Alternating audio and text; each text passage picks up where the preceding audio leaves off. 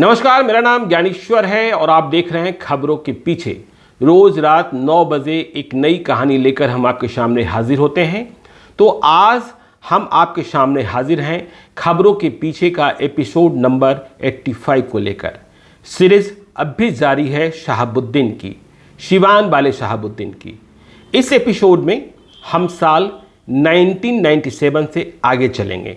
शहाबुद्दीन अब जेएनयू छात्र संघ के पूर्व अध्यक्ष चंद्रशेखर की हुई हत्या को लेकर पूरे देश में भय के बड़े नाम बन चुके हैं। लेकिन ध्यान रखिए, शहाबुद्दीन की श्रृंखला में खबरों के पीछे का यह 15वां एपिसोड है। इसलिए बेहतर तो ये है कि शहाबुद्दीन को पूरे तौर पर जानने समझने को आपको खबरों के पीछे का एपिसोड नंबर 71 से लेकर एपिसोड नंबर 84 तक भी अवश्य देखना चाहिए। आज के एपिसोड मतलब नंबर 85 की मूल कहानी को आगे बढ़ाएं, इसके पहले एपिसोड नंबर 84 का बहुत छोटा सा फ्लैशबैक। आपने जान लिया है कि चंद्रशेखर की हत्या के बाद देश भर में कैसा उबाल आया। लालू यादव दिल्ली के बिहार निवास में घिर गए तो प्रधानमंत्री एचडी देवेगौड़ा द्वारा चंद्रशेखर की मां कौशल्या देवी को भेजी गई 1 लाख रुपए की मदद की राशि वापस कर दी गई। अब एपिसोड नंबर 85 की कहानी को जानिए। शहाबुद्दीन अभी जेल में ही हैं। 21 अप्रैल 1997 को देश के प्रधानमंत्री बदल जाते हैं। एचडी देवेगौड़ा की जगह इंदर कुमार गुजराल नए प्राइम मिनिस्टर बनते हैं। बिहार में अब भी चीफ मिनिस्टर लालू यादव ही हैं। इधर बहुत बाबेला के बाद चंद्रशेखर मर्डर केस की जांच 31 जुलाई 1997 को सीबीआई शुरू कर देती है। और सीबीआई जांच शुरू होने के ठीक 7 दिन पहले मतलब 1 हफ्ते पहले चारा घोटाला में फंस जाने के कारण लालू यादव को बिहार के चीफ मिनिस्टर पद की कुर्सी छोड़नी पड़ती है, जेल भी जाना होता है। राबड़ी देवी बिहार की नई चीफ मिनिस्टर बन जाती हैं, लेकिन इससे बहुत कुछ फर्क नहीं पड़ता क्योंकि सत्ता की चाबी अब भी लालू यादव के पास ही है। ध्यान दीजिएगा, आगे इस एपिसोड में आपको हम बिहार के senior journalist times of India व द टेलीग्राफ के साथ लंबी पारी खेलने वाले दीपक मिश्रा का इंटरव्यू भी दिखाने जा रहे हैं, जो शहाबुद्दीन के बारे में कई सारी बातें बताएंगे। यह भी आप जानेंगे कि कैसे शहाबुद्दीन रात को 12 बजे के बाद सिवान के एक होटल में ठहरे दीपक मिश्रा से मिलने AK-47 वाले दस्ते के साथ पहुंच गए थे और यह भी कहा था कि सिवान में मेरे खिलाफ बोलने वाला कोई मिलेगा तो वह सिर्फ चंद्रशेखर की मां कौशल्या देवी होंगी। खैर, सीबीआई जांच शुरू हो चुकी थी। नामजद तो साजिशकर्ता के तौर पर शहाबुद्दीन भी थे। सभी इन्हें ही मेन कल्प्रिट मान रहे थे। लेकिन यह सब चल ही रहा था, इसके पहले 1998 1998 में फिर से लोकसभा का चुनाव आ गया और चुनाव के पहले ही शहाबुद्दीन सभी केसों में चाहे जैसे भी जमानत लेकर बाहर आ गए। जमानत तो कोर्ट ने ही दी थी। कह सकते हैं चंद्रशेखर का केस सीबीआई को चले जाने का शहाबुद्दीन को अभी फायदा ही मिला, कारण कि सीबीआई की जो प्रक्रिया है, प्रोसेस है, उसमें वह अभियुक्त के खिलाफ जब तक ठोस प्रमाण नहीं जुटा लेती है तब तक वह न तो उसे गिरफ्तार करती है और न ही किसी दूसरे मुकदमे में वह जेल में भी हो तो उसे अपने मुकदमे के कारण जमानत पर बाहर आने में रोकती है। अब जब शहाबुद्दीन चुनाव के पहले जेल से बाहर आ ही गए तो उनका तूफान फिर से चालू हो गया। नतीजा साफ साफ दिखने लगा। शहाबुद्दीन से सिवान में पहले चुनाव लड़ चुके बीजेपी के कद्दावर नेता जनार्दन तिवारी ने 1998 का चुनाव लड़ने से साफ साफ मना कर दिया। बीजेपी के सामने बड़ी मुश्किल हो गई। बीजेपी के भीतर कोई मिल ही नहीं रहा था जो शहाबुद्दीन के सामने चुनाव मैदान में आ सके। तो ऐसे में शहाबुद्दीन से लड़ने को कांग्रेस के नेता विजय शंकर दुबे बीजेपी में इंपोर्ट किए गए। विजय शंकर दुबे भीतर से नहीं डरने वाले टाइट किस्म के नेता माने जाते रहे हैं, अभी फिर से कांग्रेस में हैं। माले से फिर से 1998 में रमेश सिंह कुशवाहा ही मैदान में आए, जो चंद्रशेखर मर्डर केस में शहाबुद्दीन के खिलाफ केस लिखाने वाले शख्स भी थे। इस चुनाव में चंद्रशेखर की मां कौशल्या देवी को भी बड़ी भूमिका निर्वहन करनी थी, जो शहाबुद्दीन के खिलाफ हर मोर्चे पर माले उम्मीदवार के पक्ष में चुनाव प्रचार को तैयार थीं। बीजेपी से विजय शंकर दुबे को सामने देख शहाबुद्दीन तिलमिला गए थे कि बीजेपी वालों को अपने भीतर कोई नहीं मिला तो कांग्रेस से उठा ले आए। तो ऐसे में शहाबुद्दीन के दस्तों ने सिवान में अपना ऑपरेशन शुरू कर दिया। कोई भी बीजेपी का झंडा बैनर सिवान में नहीं लगा सकता था, लेकिन विजय शंकर दुबे इससे भी भयभीत नहीं हुए। पुराने खबरी कहते हैं कि इसके बाद शहाबुद्दीन के दस्ते ने विजय शंकर दुबे के समर्थकों को ठिकाने लगाने का काम शुरू कर दिया। उद्देश्य था सिवान को संदेशा देना, चुनाव में क्या होने जा रहा है यह बतलाना। और इस क्रम में जब संदेशा देना शुरू किया गया, ठिकाना लगाया जाना शुरू किया गया, तो कई विकेट गिर गए विजय शंकर दुबे के लोगों के। इन्हीं में से सिवान के लोग जो याद करते हैं कि टेकनिया पंचायत के मुखिया रहे ब्रिजकिशोर मिश्रा भी ठिकाना लग गए। पुराने खबरी यह भी बताते हैं कि तब आंदर बाजार के शंभू गुप्ता बीजेपी में ही हुआ करते थे। अभी नीतीश कुमार की पार्टी जेडीयू की प्रदेश कार्यकारिणी स्टेट एग्जीक्यूटिव में हैं। 1998 के चुनाव में उन्होंने अपने ठिकाने पर बीजेपी का झंडा टांग दिया था।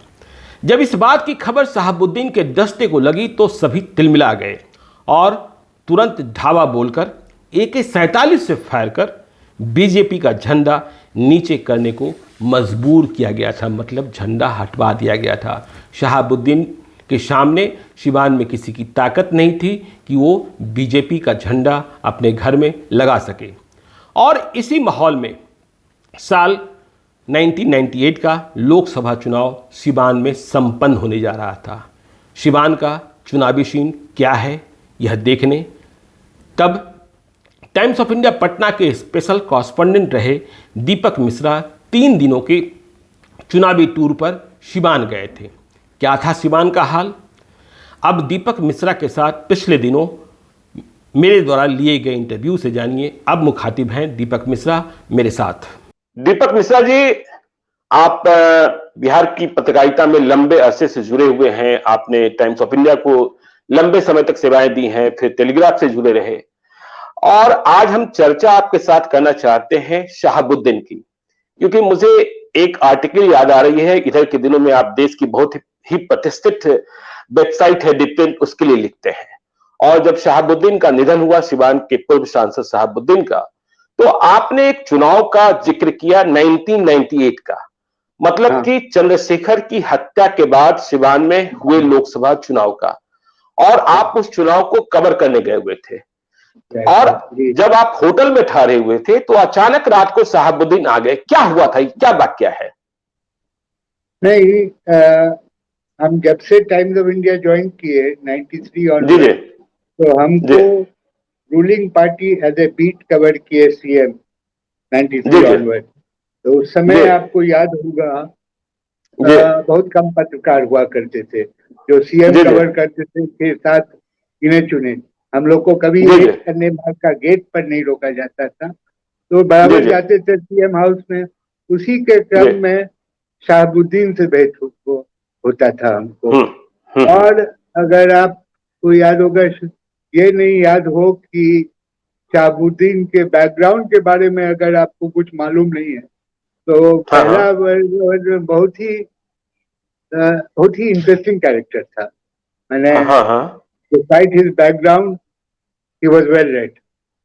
कुछ उसको आयुर्वेदा पर बात करता था, कुछ अंग्रेजी से ट्रांसफर किया हुआ हिंदी नॉवेल्स के बारे में बात करता था। एंड वैसे ही दोस्ती हो गया हमको। दोस्ती इन द सेंस कि जो हमको लिखना था तो वो लिखवे करते थे, लेकिन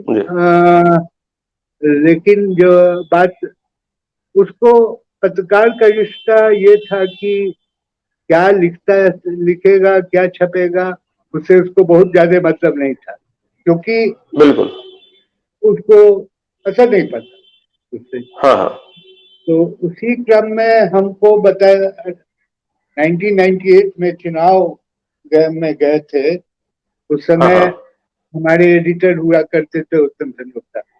उन्होंने हाँ हाँ सजेस्ट किया कि गाड़ी से जाओगे तो ये होगा, ट्रेन से चले जाओ, वहां पर लोकल जी टैक्सी, ज्यादा इंटरेक्शन होगा उससे।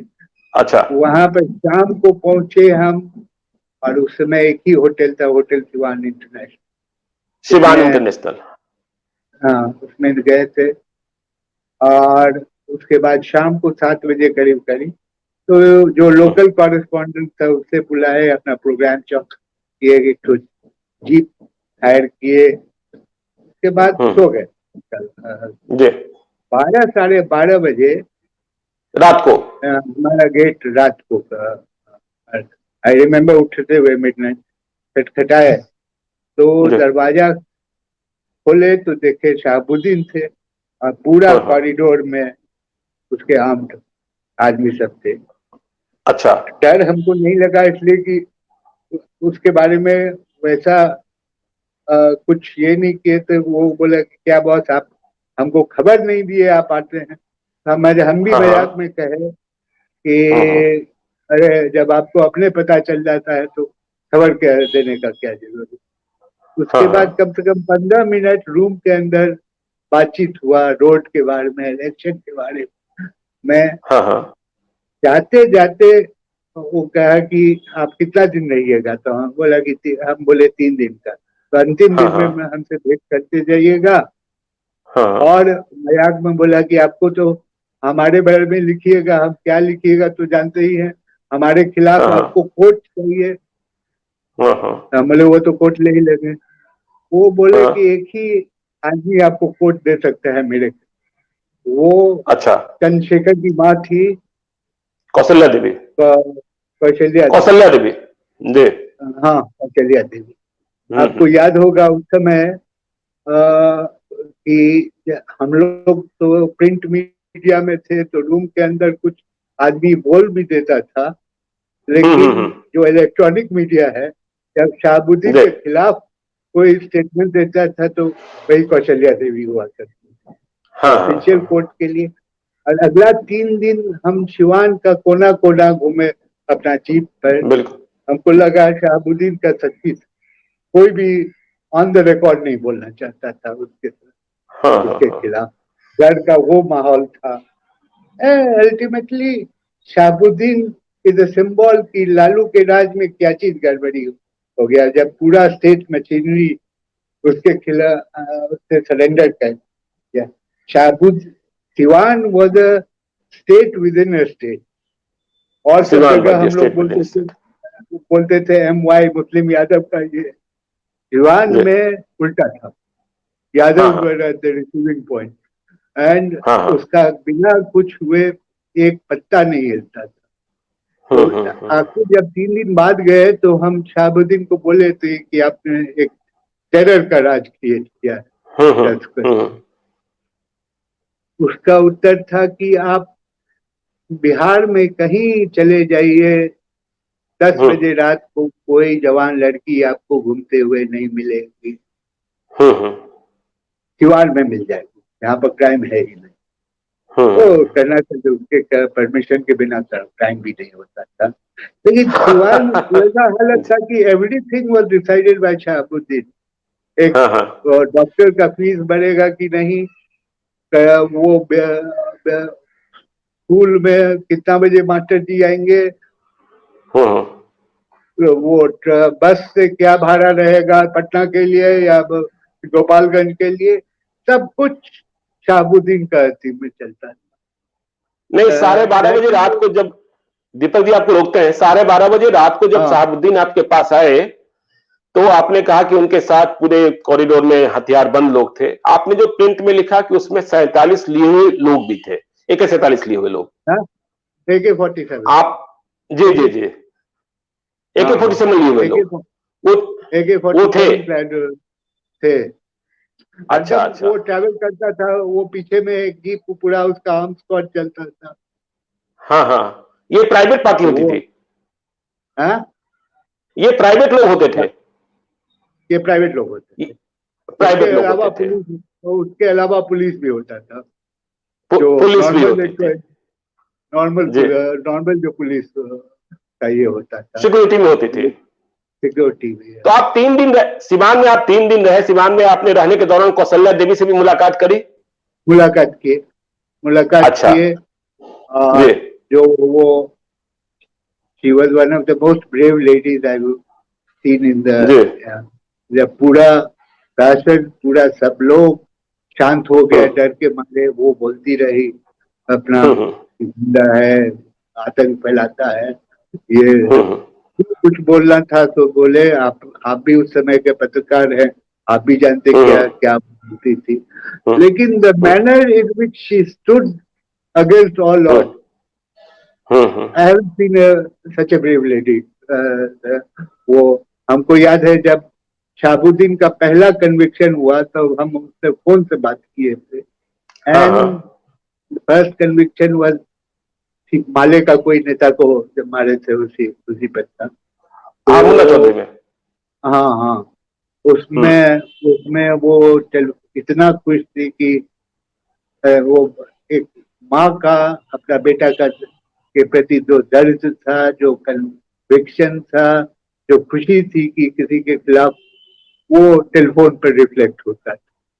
तो वो दूसरी बात दीपक जी, आपने चुनाव कवर किया 98 का, तो हाँ शहाबुद्दीन की ताकत आपने देखी, लेकिन जो वो जीत मिलती थी, वो क्या सिर्फ ताकत के बूते थी कि इसके अलावा कुछ पॉपुलैरिटी भी थी उनकी? उसके देखिए 1990 में जब पहला असेंबली चुनाव जीता था एज ए इंडिपेंडेंट, हाँ हाँ, वो वो तो ठीक है। फ्लूक से जीत गए थे। हाँ लेकिन हाँ थ्रू द इयर्स अपना दबंगई के चलते वो एक कल्ट फिगर हो गया था, और cult hmm. Figure specially among the young youth, जी स्पेशली इन न्यू कम्युनिटी, उसका जी फॉलोइंग हो गया था, उसका फॉलोइंग हो गया था। दूसरा चीज ये है कि देखिए, आप जब शासन पूरा छोड़ देती है, सब हाँ कुछ हाँ वही करेगा, तो जी आम आदमी का भी भरोसा जो है वो शासन जी से हटके उस उस व्यक्ति पर पड़ जाता। सियाल में तो वही हुआ पूरा, सब कोई हम्म शासन पर नहीं होता था कोई। वो हम्म बहुत सा केसेस में वो कोर्ट नहीं जाते थे लोग, थाना नहीं जाते हम्म थे, उसके यहाँ हम्म जाते थे न्याय के लिए। सब हम्म कुछ हुआ, दैट वाई उसके आसपास एक औरा हुआ करता था कि जो चीज है हम्म शहाबुद्दीन है। जी तो that was the spirit of the day. जी जी जी अल्टीमेटली हम जो बोले कि जी ये सिंबल की लालू राज में क्या चीज नहीं होना चाहिए था, हाँ एवरीथिंग। हाँ हाँ हाँ हाँ, एंड चलो एक्सट्रीम। बहुत हालांकि जी जी जी और सब भी जगह था, मुन्ना शुक्ला था, सूरत बांध था, जी ये बस जी शहाबुद्दीन का एक्सट्रीम केस था। वो एक्सट्रीम केस था क्षेत्र, वो जहाँ पर तो मैंने जी जो जो प्रशासन का जो रुतबा ध्वस्त हो जाता है, उसके बाद क्या होता है, लोग जी विटनेसेस मारे गए, इतने क्रूरता हुआ, सब कुछ हुआ, and this man remained a cult figure. बल्कि आरजेडी में इतने पावरफुल नेता सब थे, सब कोई लगता था कि घुटना टेक दिया है उसके सामने। नथिंग। चलिए, बहुत बहुत धन्यवाद दीपक जी आज की वार्ता के लिए। हम फिर से किसी चलिए, मुद्दे पर आपके साथ जुड़ेंगे। बहुत बहुत धन्यवाद। ठीक ठीक है। तो आपने सिवान में 1998 के लोकसभा के चुनाव का हाल बिहार के सीनियर जर्नलिस्ट दीपक मिश्रा, जो इन दिनों द प्रिंट के लिए लिखते हैं, से जान लिया है। चुनाव तो शहाबुद्दीन की ताकत के हिसाब से ही संपन्न हुआ था। चुनाव के बाद जब वोटों की गिनती मतलब काउंटिंग संपन्न हुआ तो फिर से शहाबुद्दीन को ही जीत मिली, और इस चुनाव में शहाबुद्दीन को 1996 की तुलना में अधिक ही वोट आए थे, भले ही थोड़ा ही बहुत। चंद्रशेखर की हत्या के बाद जैसा उबाल दिख रहा था सिवान में, वोटों के मामले में माले को बहुत फायदा नहीं मिला था। कुल मिले वोटों की संख्या की बात कर लें तो 1998 के चुनाव में शहाबुद्दीन को जो वोट मिले थे वह इस रूप में आप देख सकते हैं। शहाबुद्दीन को 1996 में 3,26,351 मत मिले थे। अब मामूली बढ़त के साथ 1998 में 3,27,341 वोट मिले। बीजेपी के जनार्दन तिवारी को 1996 में 1,61,108 1,61,108 मतों से संतोष करना पड़ा था, पर 1998 में कांग्रेस से इंपोर्ट कर बीजेपी में लाकर कैंडिडेट बनाए गए विजय शंकर दुबे को अब 2,06,857 2,06,857 वोट मिल गए थे। मतलब टाइट से चुनाव लड़ने और कुछ कांग्रेसी वोट मिल जाने के कारण बीजेपी को मिले वोट भी बढ़ गए थे। माले की बहुत बड़ी उम्मीद थी, लेकिन वोट में तो नहीं ही दिखा। 1996 में माले के रमेश सिंह कुशवाहा को 1,09,358 मत मिले थे, जो अब बढ़कर 1998 में मात्र 1,12,223 तक ही पहुंचा था। मतलब जीत से बहुत दूर, पोजीशन तीसरा ही फिर से नसीब हुआ था। तो आज के लिए इतना ही, हमें दीजिए इजाज़त। कल रात 9 बजे फिर मिलेंगे खबरों के पीछे के एपिसोड नंबर 86 में। तब करेंगे आगे की बात। चंद्रशेखर मर्डर केस में सीबीआई जांच में क्या हुआ, शहाबुद्दीन को कुछ हुआ भी क्या, प्राथमिकी दर्ज कराने वाले माले नेता रमेश सिंह कुशवाहा ने कैसे मारी पलटी, और चलते चलते आखिरी बात ये कि यदि अब तक आपने हमारे YouTube चैनल खबरों के पीछे को सब्सक्राइब नहीं किया है तो ज़रूर कर लीजिएगा। और यदि इस वीडियो को आप फेसबुक पेज के माध्यम से देख रहे हैं तो पेज को भी लाइक कीजिएगा। धन्यवाद, नमस्कार।